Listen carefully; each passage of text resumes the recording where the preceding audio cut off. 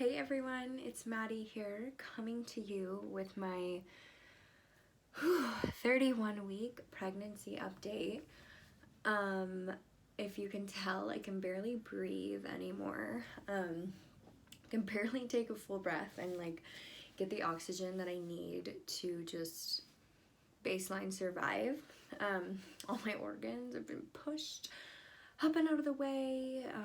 Everything is bigger every single day, so dealing with the breath thing has just been like a daily struggle, considering breathing is in every moment of every day biological need. Aside from that, the hormones have been a little more intense. I've definitely been feeling like the kind of mood swing sensitivities being a little bit more heightened. I have become recently obsessed with tea, so I have my gorgeous little teapot here. I'm constantly brewing tea, cute little cups, and just drinking it. It's become therapeutic, possibly on the addiction level of how badly I need to resort to my tea whenever I'm feeling overwhelmed or just to have some consistency in my day. I've been doing a lot of pregnancy teas, so a lot of raspberry leaf, a lot of delicious chamomiles and some nettles and stuff like that. Really beautiful flavors. And then the Genmaicha, or Genmaika, I'm not sure how to say it. It's a Japanese tea. It is a green tea. It does have caffeine, so if you are avoiding caffeine in your pregnancy, I would not get that. But I have managed to keep a low dose of caffeine consistent, and it's a brown rice tea mixed with green tea, so it does have less caffeine than just a plain green tea, for instance. Anyways, so yeah, the hormones, it's been crazy. I'm getting really big. I'm feeling really big. My milk did come in at 29 weeks, so I'm not totally leaking because I haven't been letting it come out that much, but I am able to produce some colostrum by squeezing my breasts. So it was actually pretty cool, to be honest. It was alarming. I was oh my god, this is happening. And I've definitely noticed some of my mucus plug also beginning to come out, so that's trippy. Talking to my doula, she's basically just these are your body and your hormones getting ready for this next stage, 9 weeks left of pregnancy. Our little girl is head down already. She is she's still pretty active. She definitely sleeps a lot more nowadays. I think she's running out of room too, but I can feel her getting bigger. I can feel her movements becoming stronger and a lot more aggressive when she kicks up in these regions. So it's definitely something to pay attention to. Not that I have a choice when I'm getting kicked and scratched and rubbed from the inside. Very weird feelings. I don't know if I'll ever get used to that. Yeah, just trying to find some consistency in my days.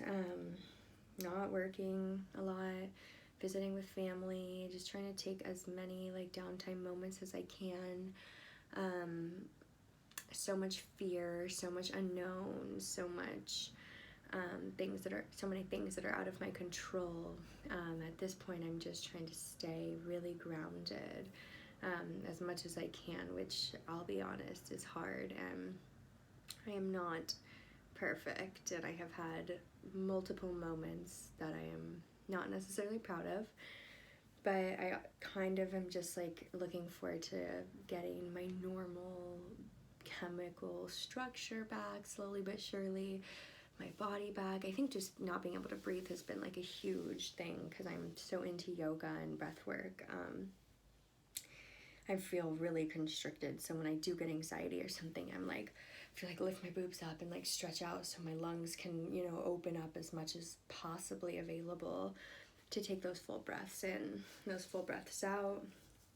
If you're doing yoga at this point, As for me, I'm like realizing I can only be doing like yin and restorative and prenatal. I've tried to keep up at my vinyasa classes, and I have officially reached the point where I can't. So it's just a little too much for me to be going up and down and moving side to side so fast.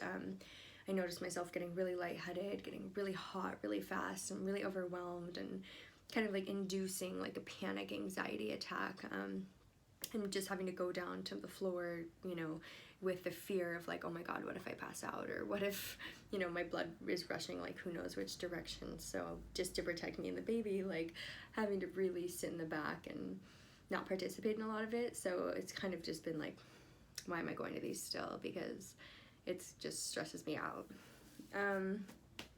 So yeah, that is so far my update. Pretty much as soon as I go pee at night, I have to go like 4 more times. Can get up like every couple hours if I allow myself. If I'm in a deep sleep, luckily I can kind of ignore it, but she is definitely bouncing on my bladder, so if there's any liquid inside of me, she will make sure I go and get that out. And intuitively, I'm feeling like she's gonna come a little earlier than we expect, which is fine as long as it's healthy and safe. And then in my next video, I'll talk a little bit more about fears with birth and whatnot. I'm like absolutely terrified, and I'm ready, and I have a great relationship with my body and trust my body and whatnot, but I am extremely nervous, and honestly, when I think about it, my mind just kind of blacks out. So trying to not think about it has actually been like a big part of my meditation and a big part of my daily life. So here we are with our 31-week update. Just getting into that point of physical discomfort. Not terrible, but whatever. I've always complained more about the emotional anyways. It definitely takes a toll on myself and my loved ones, and just trying to stay grounded and happy and producing oxytocin for the sake of me and the baby up until this point. So I hope you enjoyed the pregnancy 31-week update, and I will be back soon with a future update. Bye, everybody.